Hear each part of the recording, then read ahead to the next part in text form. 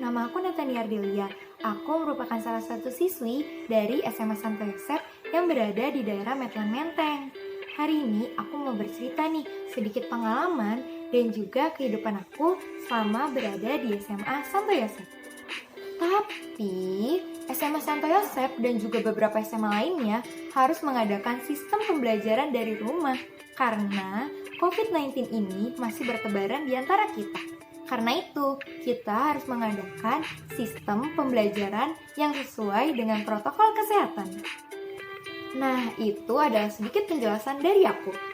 Sekarang kita lanjut yuk ke pengalaman aku nih. Walaupun kita berada di sistem pembelajaran jarak jauh seperti ini, tapi kita tetap bisa loh mendapatkan pengalaman yang baik dan juga asik di lingkungan sekolah kita. Oke, jadi yang pertama pengalaman aku mengenai pertemanan. Jadi pertemanan di SMA Santo Yosep ini sangat baik loh untuk pertumbuhan dan perkembangan kalian. Karena di SMA Santo Yosep kita bisa menemukan teman-teman yang selalu mendukung kita, baik secara akademis, non-akademis, maupun secara rohani. Kalian percaya nggak? Kalau nggak percaya aku kasih contoh ya.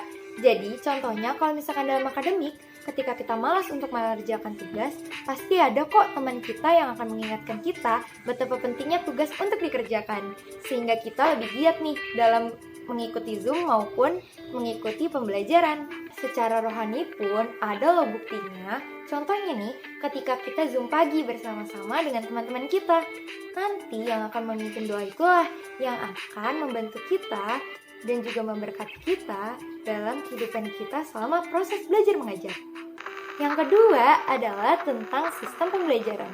Sistem pembelajaran di SMA Santo Yosep sangatlah berkualitas. Karena walaupun banyak kendala jaringan, seperti kita terputus dari ruang Zoom maupun wifi kita yang sedang tidak dalam keadaan yang stabil, guru-guru tetap akan memaklumi kok. Yang ketiga adalah mengenai guru. Nah, kan ada ya guru yang emosian, ada juga guru yang asik banget nih. Sebenarnya mereka ini punya visi, misi, maupun tujuan yang sama, yaitu mencerdaskan kita para siswa dan siswi SMA Santo Yosep. Guru emosian ini sebenarnya dia hanya ingin kita supaya belajar lebih efektif, sehingga kita lebih mudah untuk mendapatkan materi yang ingin dia sampaikan.